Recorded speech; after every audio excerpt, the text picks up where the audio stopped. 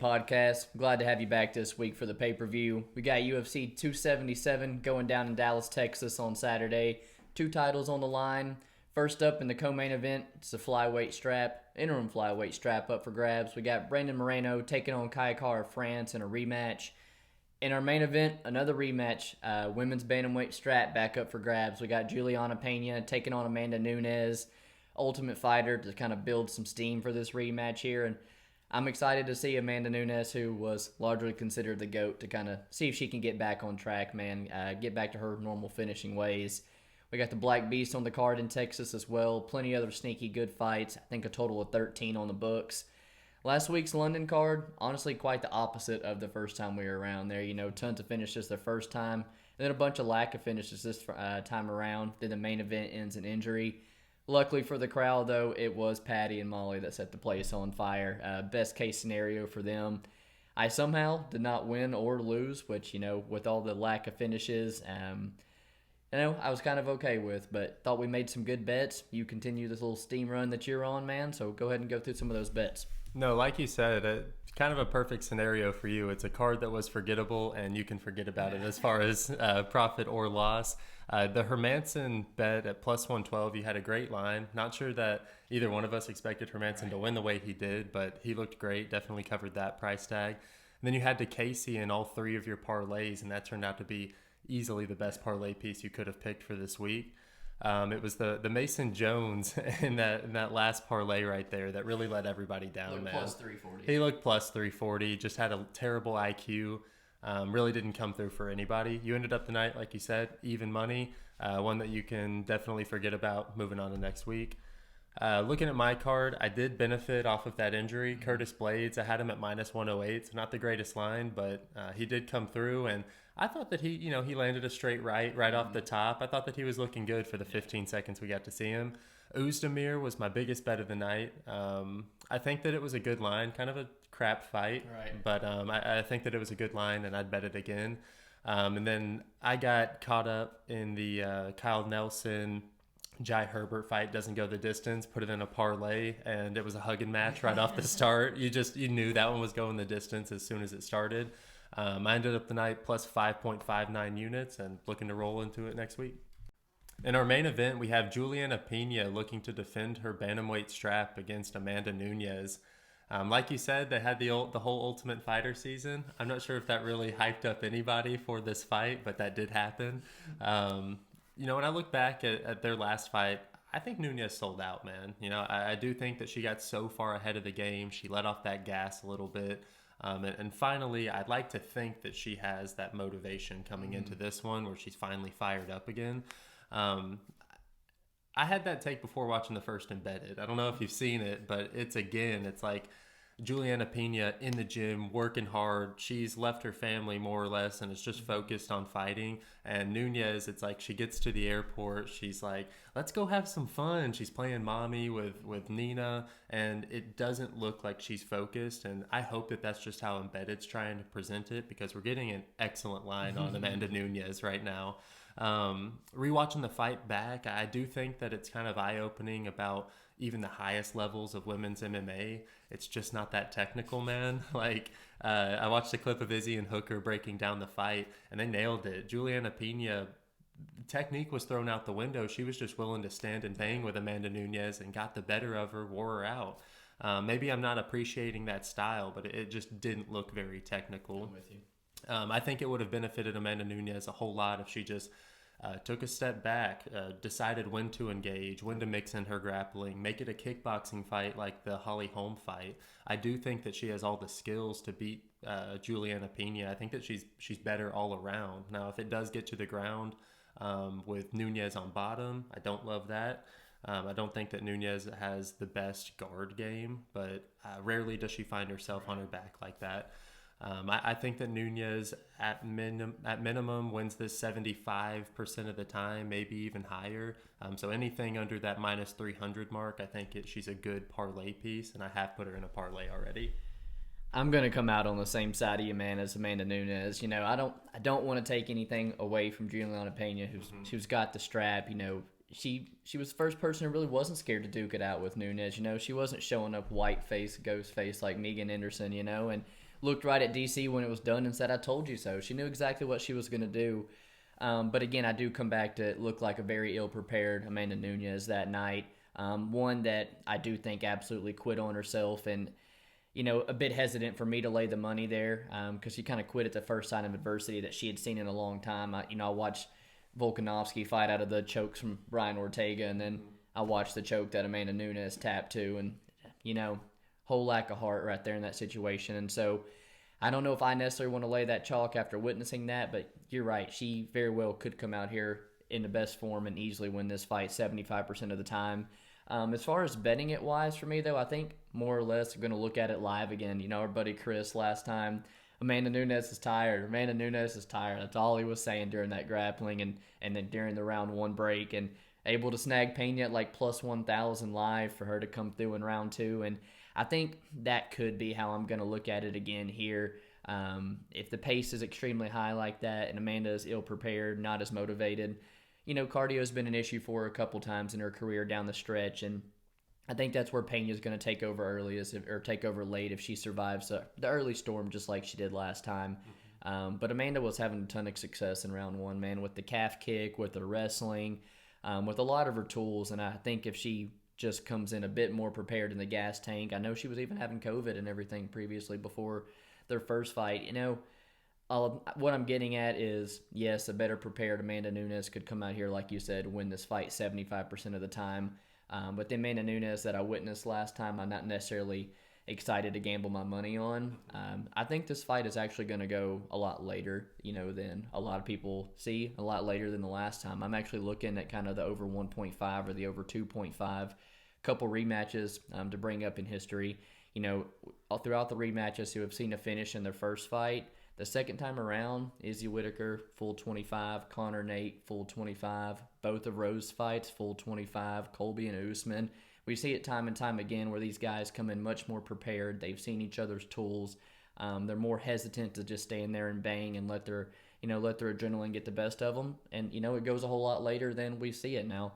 I did get burnt on an over with the main event injury 2 weeks ago. We saw one again last week, so it does make me a bit hesitant. But man, these being females, I think there's a good chance this goes over. Yeah. Next up in the co-main event, we have the interim flyweight strap up for grabs between Brandon Moreno and Kai Kara-France, and thank God for the interim belt, man. I really kind of needed a break from the Brandon Moreno versus Davis and Figueiredo, but for the sake of it, man, I got like 4 units on Brandon Moreno, and so that is probably the fight we're going to see next. This fight here, actually a rematch as well from 2019. Both of them had quite a bit of success since as well. I think they've both only lost one fight. Moreno, for me, though, he's the one that's been in these championship camps. One been tested hard over 5 rounds against, Davis and Figueiredo, a very top flyweight. He's now swapped camps and working with James Krause, who I think is going to round out his game much better than the camp he was down out in Mexico. To me, the guy's made tremendous strides over the past couple years, has a work ethic like no other. He's the one that I've seen round out his game a bit more. The guy's tough as nails, really willing to eat whatever shot needed, and seems to have a great chin. In the round one against Kai Kara-France, showed great durability.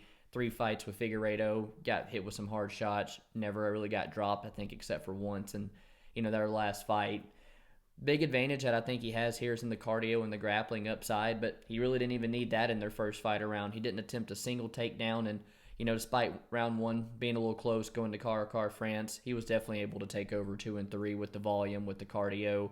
And I think he's only improved in the feet and able to do so again here. But with that grappling upside, these past 5-round experiences, and a good coach in his corner like James Krause, who always has a ton of good grapplers at his gym, I expect a few takedowns in here. And with better jiu-jitsu than Askar Askarov, I think he's got a better controlling style than Askarov does. Will hold Kai Kara-France down for longer minutes, kind of start taking over down the stretch. I don't just want to talk about Brandon Moreno. Kara-France was having some success early as well with his double jab, with his calf kick, but his path to me is 100% on the feet here in a striking battle, and to see him lose a striking battle to Moreno, who needed 0 takedowns, I'm comfortable laying the price here on Moreno. How about yourself? So yeah, this one's been a tough one for me to pick all week. Like you said, on one side, Moreno won their first fight. We already know how rematches play out.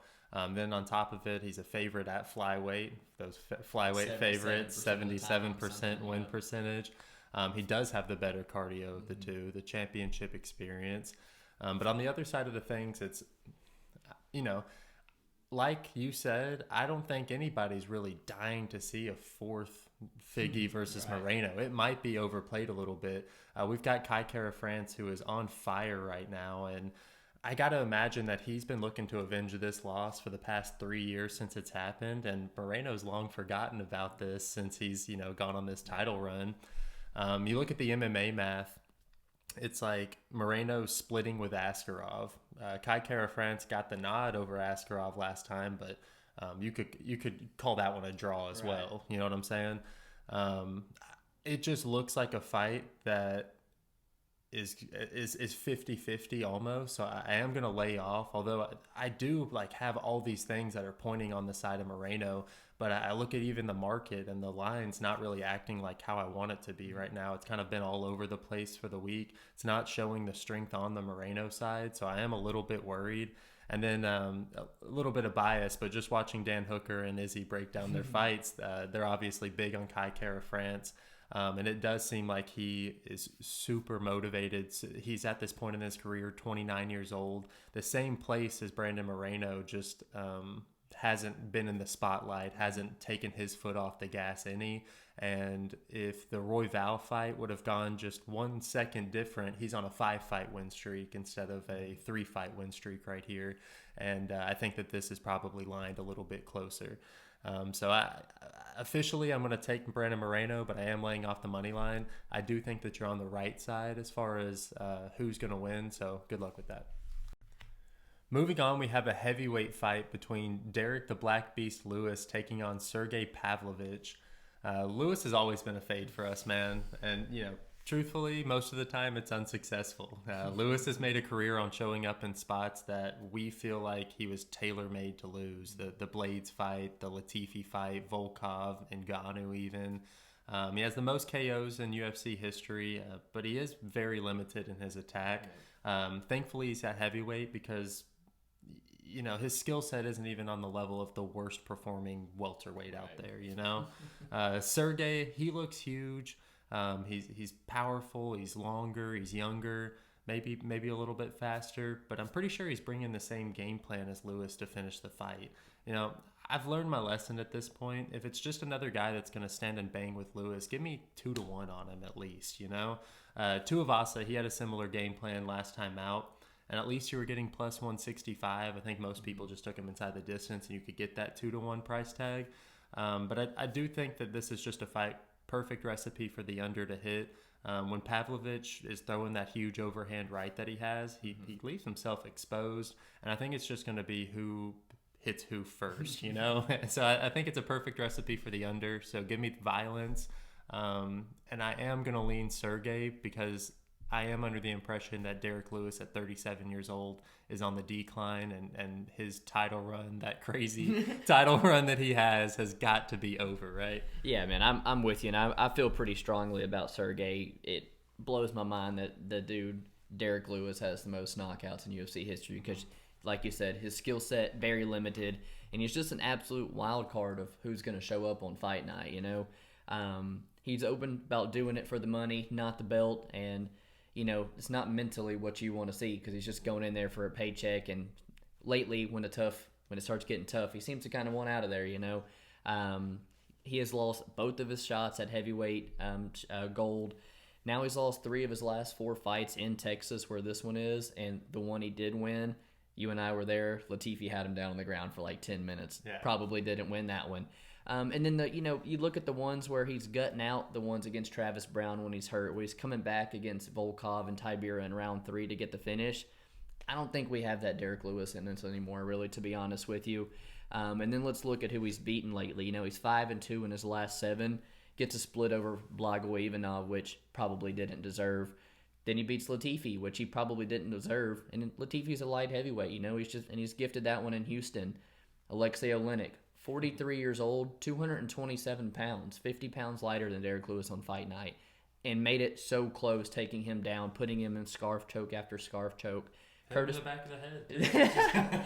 Curtis Blades, don't want to take nothing away. Very good win, but I don't think he wins it if they run it back.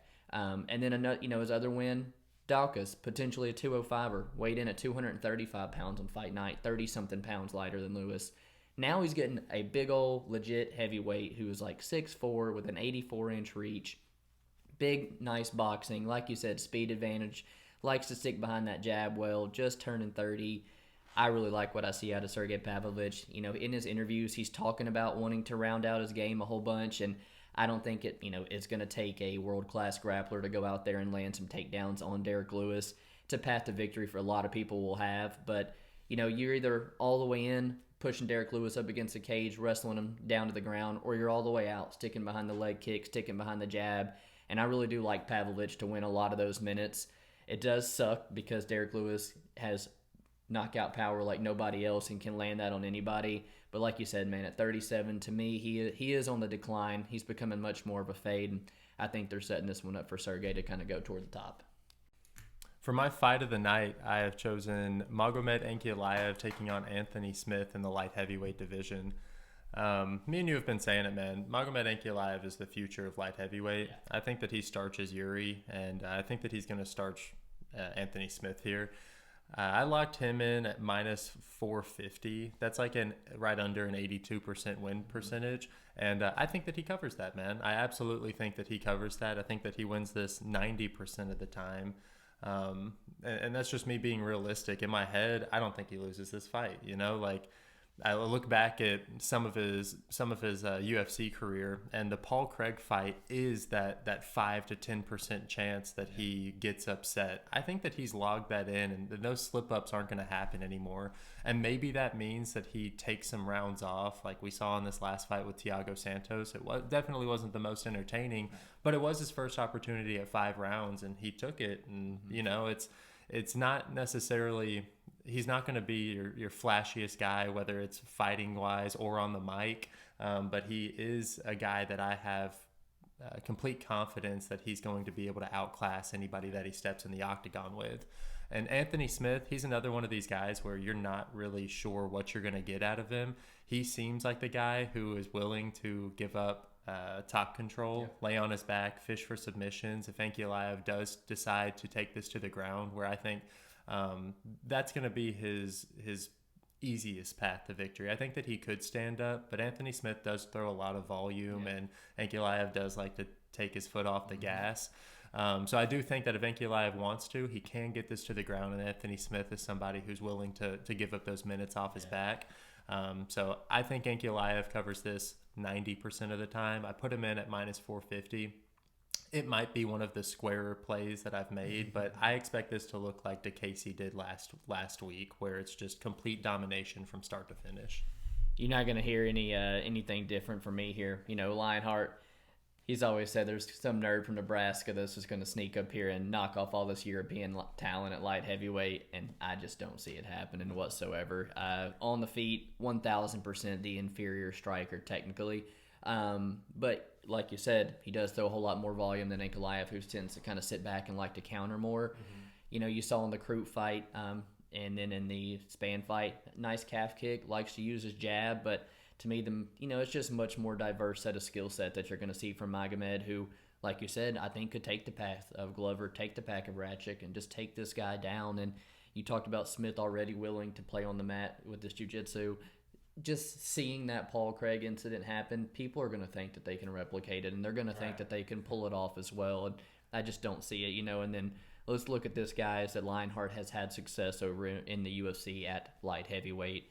Washed up veterans, man. Rashad Evans, Shogun, and I'm even willing to put Alexander Gustafsson into that category after last week. And let's look at the 3-fight win streak. Devin Clark, Jimmy Crute, Ryan Spann, and it's fringe top 10, 15 guys at light heavyweight. Now you're seeing a completely different level of fighter, a guy who I think is the best light heavyweight potentially on the roster right now. And to me, I just chose to parlay Magomed due to Lionheart. The nickname itself is durability, man, and he could completely dominate this fight from start to finish, 30-26 him, and not get the finish. And so I think parlaying him is the safest just due to Lionheart's capability, but I'm 100% with you, man. 85% of the time, something like that, Ankalaev takes this one home. I like that you pointed out the levels thing because, like you said, whenever he does face the Teixeiras, the Rakic's, the Joneses, he's just getting outclassed as opposed to even some of the like variances like in the Jimmy Crute fight where who knows how that one plays out over a full fight. You know, it was the injury where he's folding back and forth. I'm with you, man. It's any time that he steps up. If you think Ankalaev is on the level of Alexander Rakic, I think that you have to play him in this spot, and I think that he's going to cover it for you. For my fight of the night, I'm going to go with Drew Dober taking on Rafael Alves. And, it's probably going to be round one, not counting out 2 or 3, but I think it has potential to take old Sumu Darji and Matt Schnell right off the books for round of the year. I think this fight has absolute fireworks written all over it. Dober's coming off back-to-back barn burners with Brad Riddell and Terrence McKinney. Even Islam Makhachev before that. No easy fights with Drew Dober, just always in exciting fights as long as they last. He is definitely primary striker. We always joke about it all the time. He'll hurt someone and then get taken down when they panic shoot. He sports a 17% takedown accuracy with only like 0.8 landed per 15 minutes. So 0 offensive wrestling for Drew Dober. And if wrestling is a factor here, I think it's from the Brazilian Rafael Alves initiating that. But Dober's got nasty Muay Thai, and like those Muay Thai fighters, he is okay with standing straight in the pocket with you and banging. Very, very technical with all his strikes. But, Riddell's not credited with a knockdown, but he hurts Dober bad in some of those situations. And McKinney is credited with 1 knockdown, but it was damn near close to 3 in that fight. And if Alves, the most dangerous in round 1, touches that chin, it could be an issue for Drew, who might not be as durable as he used to be, but he is durable. He's never been knocked out. And the thing I like about Alves is the guy jumps the neck after he hurts you. He doesn't always go for that knockout. And with the durability of Drew, he might hurt him and jump that neck like he did Mark DeCasey. And like McKinney, Rafael Alves, like I said, is the most dangerous in round 1, being so explosive. I think he's going to have finishing upside in round 1. Dober has potential to take over the fight late, but it's going to be competitive early. And having the minus 200 ticket on Dober, who has not looked the best lately in round 1, I think it's going to be very, very nerve-wracking. I think if you're going to bet Dober, it's an absolute live betting spot there on him if Alves starts to fade. But, oh, man, don't lay the chalk on Drew Dober this week, man. How about yourself? No, this definitely reminds me of Drew Dober's last fight against Terrence McKinney. I had that fight bet with 4 units on Dober and then a hedge with Terrence McKinney in that first round. And like you said, it's very similar looks right here. On some books, you're getting in the low minus 190s on Dober, and in some, you're getting a minus 250. And I think people are starting to catch on as the week comes closer. That Rafael Alves, he's got at least the jiu-jitsu to hang on the ground if Dober does wind up on top with him, and the power that, like you said, Dober's hittable. His chin's been holding up, but damn, that chin's hittable, and he definitely could get tagged. I wouldn't feel comfortable laying that, like you said, that 2-to-1 price tag on Dober, even though I do think that he probably has the more skills. Rafael Alves is still kind of unknown in the UFC. We're finally getting him into that higher level of competition, and the Demirez Magulov loss you can just kind of write off. Yeah, I don't know, man. I think I'm gonna go with Dober. Dober, like you said, but I wouldn't lay that price tag. For my fighter to watch, I'm picking somebody who just needs to show up and prove that he's not just the worst fighter on the roster, man. Dontel Mays is taking on Hamdi Abdelhawab. And if you look at that dude's professional career, it is absolutely a joke. He's 3-0 as a heavyweight, and some of the level of competition that he's been facing, it's been really, really bad. Dontel Mays at 9-4, it's not something that's like, I think that he's a great fighter or anything, but I do think that he is on a different level than somebody like Hamdi. It's he's also got a great frame at 6'6". I think that if he fights a similar game plan to the Rocky Martinez, where he just kind of like picks him apart. I don't think that Hamdi has the technical striking to get on the inside. I know he knocked out his last opponent with that power jab, but I don't think that Dontel Mays is going to be that hittable with his length and his ability to use those teep kicks and the jab. if I'm curious to see how Hamdi is on the ground. Dontel Mays, he will go to a wrestling style if he can get on top of you. He's very, very heavy. That Hamdi guy looks like he carries a lot of muscle. So if this gets extended past the 24 seconds that he's seen in his career, I do think that it could get choppy, and I expect Mays to kind of take over here. Yeah, I got one unit on Dontel Mays. I think just out of principle, Hamdi. To be honest with you, I think he has like Olympic credential wrestling or something like that. But taking the fight here on short notice, that's not what you want to see for a big guy who has to wrestle for 15 minutes, which is his path to victory. Dude's also at like a 9-inch reach disadvantage, big size disadvantage to Dontel, who I think is continuing to get better. Yeah, go with Dontel Mays as well. Orion Koski for my fighter of the watch. I got him at like minus 145, I think, when this fight was scheduled the first time around, but I was happy to still get minus 160 here. I personally cap him around a minus 200. We see this time and time again, man. When your best friend gets you into the UFC, a lot of these matchups really aren't too generous. It's been the same for Blood Diamond, who took on Jeremiah Wells last time, and now another grappler here in Orion Koski.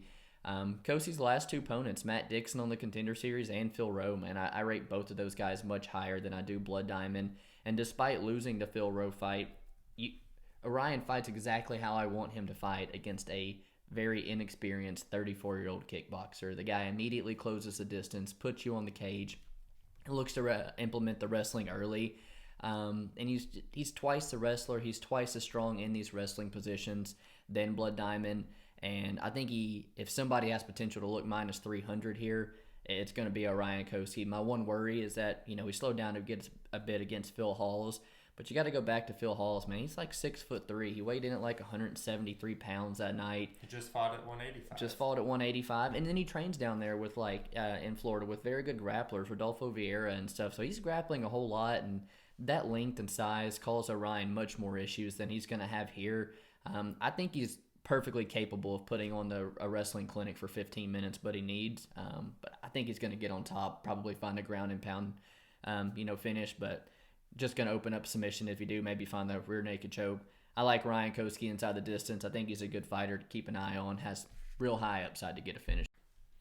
For my underdog of the week, he's actually just moved into underdog status, and fair warning, I don't really like any underdog on this card, but this seems like the most appropriate pick. Derrick Lewis, he's sitting at plus 110 right now, and he's just somebody who I don't necessarily like at all, but he has at least proven to me time and time again that he can compete at the highest level, and he with one punch can change the outcome of a fight. On the flip side, Pavlovich's path to victory is very similar to Derrick Lewis. I think that he is going to stand and bang with him. And, the Alistair Overeem debut, it's a tough debut. I'm not faulting him too much for it. But then rattling off 3 wins over Golm, Green, and Abduramakimov doesn't tell me too much, man. I still think that Derrick Lewis being at plus money against a guy who's semi-unproven in the UFC heavyweight division is kind of insane, So I am going to take Derrick Lewis here at plus money. I'm not happy about it, and I might not be taking that on my tracked card, but I do think as far as underdogs on this card that have value, he's definitely up there. He can knock out anybody, man, so, you don't necessarily hate it if someone's going to be there for 15 minutes to strike with him. Derrick Lewis stands a chance. Underdog for me, I'm going to go with Alex Moreno. Got him at plus 136, and Samuelsberger for me is just the guy that I'm always down to fade. I tried to take it on AJ Fletcher last time at like plus 160, and middle of round 1, close to round 2, he's minus 250 live. It was a 9-0 inexperienced fighter in AJ Fletcher that just went and put Samuelsberger through the ringer early in round 1. Just multiple guard passes, multiple submission attempts, and I don't even rate AJ Fletcher's ground game like I do Moreno's black belt. I think if Moreno gets this on the ground, it's going to flow. Samuelsberger, other wins, man. Carlton Minus, we're talking Alaskan FC guy who was like 0-2 and cut. Martin Sano never should have been in the UFC to begin with. And then you got a 16-second knockout win over Jason Witt, who could get knocked out with a gust of wind, So you don't even have to look but 3 or 4 5 years ago, whatever, where where Semmelberger is getting knocked out by and choked out by like guys with 0-0 records and 3-4 records or something. So a couple big opportunistic knockouts have kind of got him where he is. But I don't necessarily think he deserves to be the favorite here over Alex Moreno, who has shown some, despite, only the chaos knockout loss, early one, some great durability, man. He's got good technical boxing himself. He's much more mobile on the feet, bouncing around. I think he's got the faster hands, the grappling upside. And I think he's worth a shot here as a small underdog. When I look at the line, the bookies have it set at over 2.5 at -185. So they really think that this fight is going to go the full 15 minutes. Then I can get the hometown guy in Texas with the spotty judging at +235. I actually think I might be looking to hit Moreno by decision as well. All right, for my prop to watch, I'm actually going to go with Alex Moreno, Matthew Semelsberger, under 2.5, man. You were bringing it up as you were breaking down that fight, and at +150, I feel like both of these guys have shown that their first round is their best round, and they're going balls to the wall. There might be, once those props come out, a different way to play it where I can just take a smaller stab on that first round, because that is where I'm thinking if it is going to finish, it's going to finish in that round. And if it extends past that, I definitely see it going to the judges like you were talking about. So as of right now, just the under being at +150 or better for 2.5 rounds, I think that that's more than enough value for me in a fight that I think, every other time that they get scheduled and fight again, one of them's going to find a finish. Yeah, you talked about seeing Moreno knocked out quickly by chaos, and then see the quick knockouts from Semelsberger. That's always on the table to hit as well. And then maybe there is just a level difference, and Moreno just runs through this guy on the mat. At plus money, I think it is kind of worth a stab too. Favorite prop for me, gonna hop to the main event. Gonna go Pena versus Nunes, starts round 3. I talked about hitting that over 1.5 or the over 2.5 during the breakdown. FanDuel dropped their props last night, and you get fight starts round 3 at -126. And I gave numerous examples of 5-round title fights that saw a finish the first time around and decided to go the full 25 minutes the second time around. Now you factor in the fact that it's women. Then you factor in the fact that it's 135-pound women who see the scorecards more than any other weight class. The possibility of Amanda Nunes being much more patient this time around, knowing Pena can take those best shots. We got to be more methodical, mix in our game. I think it lasts longer. I do think Nunes is clearly the better fighter here, and there's always that possibility that she goes back out there and gets one of those patented first-round knockouts like she does. But I go back to this one getting stretched out a little bit more. The grappling success that she had in round 1, I think it's going to be there for her again, just like it was against Germaine de Randamie, just like it was against Felicia Spencer. I think we see her go to her wrestling, stretch this fight closer to the scorecards and win. The fight starts round 3 to me. I think that's close to at least a 65% of the time that it hits round 3, and it was going to hit round 3 last time if Amanda's gas tank just really didn't let herself down. So I'm comfortable, man. Like I said, I've gotten burnt on it before. There's been injuries lately, but I think that fight sees round 3 at a good clip. For my best bet, I will be taking Amanda Nunes. Her line being -1250 the last time out to -275. I really do think that she just had the worst fight of her career and a really bad day. And this line adjustment isn't really justified to me. I see people betting Pena, but I do think that it was just kind of like a once-in-a-lifetime performance. Amanda Nunes historically has always had a better skill set.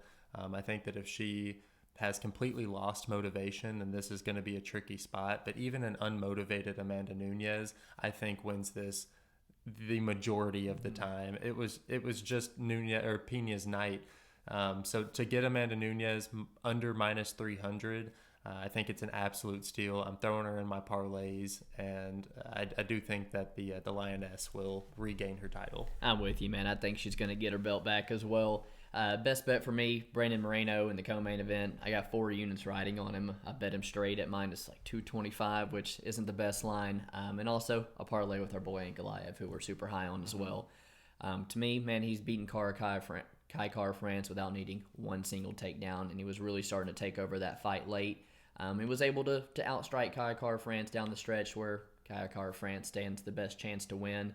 Now you add in the 5-round championship experience. I think we're continuing to see Brandon Moreno improve. and he's really starting to implement that wrestling over his last couple fights as well. And you see France submitted by Royval, give up like all of round 1 to Bontarine on the mat before coming back. I think there's plenty of areas where Brandon Moreno can win this fight, and I like him in this fight. Cardio, toughness, grappling, striking maybe ever so slightly to Kai Kara-France, but again, still seen Moreno win that battle before. So I hate laying a lot of chalk on flyweight, but I like him to cover everywhere here, mix him wrestling in the championship rounds. Think he could have potential to find a submission late, but it's flyweights, and Moreno probably takes the decision, in my opinion. Moving on to our quick pick section, we start off the night in the welterweight division where we see Orion Kosi taking on Blood Diamond. I don't think we got a fair look at what Blood Diamond actually looks like in the octagon in his debut against Jeremiah Wells. I'm a little suspect of Kosi over 15 minutes, but I do think that he should be able to grapple Blood Diamond here. A little bit higher on Kosi than you are, but I got Orion Kosi here pretty easy. Moving up to 205, Nick Negumereanu versus Ihor Peitoria. Don't want any action on this fight, but I think Nick is bad, man. But, you look at the records of Ihor, and you don't want to back that either, but I'll take him, Ihor.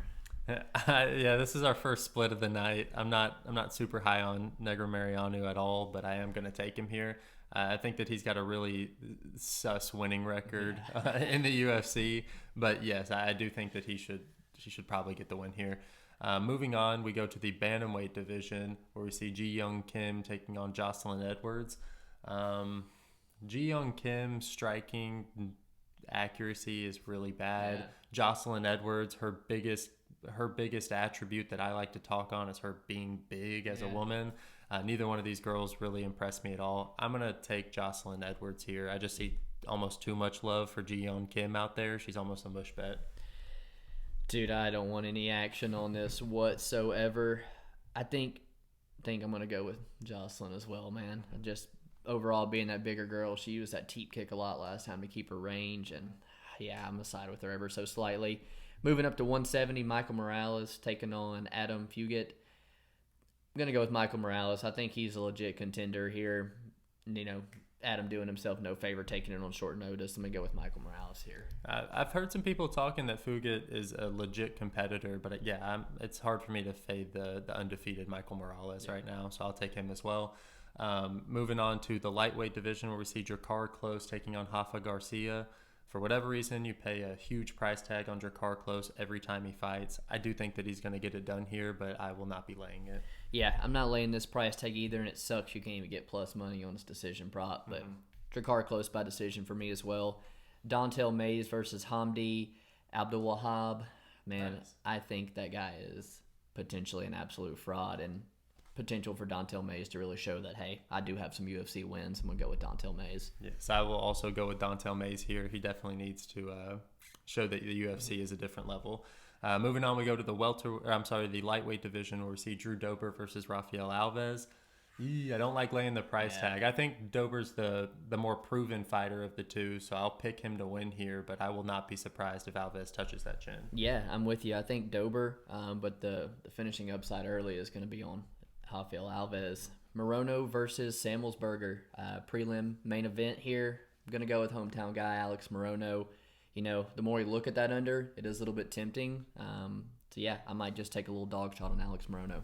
I can't hate it. It seems like Moreno, people forget about him, and then he lets people know, the times where he is like kind of counted out, that's when he shows up the most. So I'm going to go with Samuelsberger here. I think that I don't know. I'm going to go with Samuelsberger here. Not very confident on it by any means.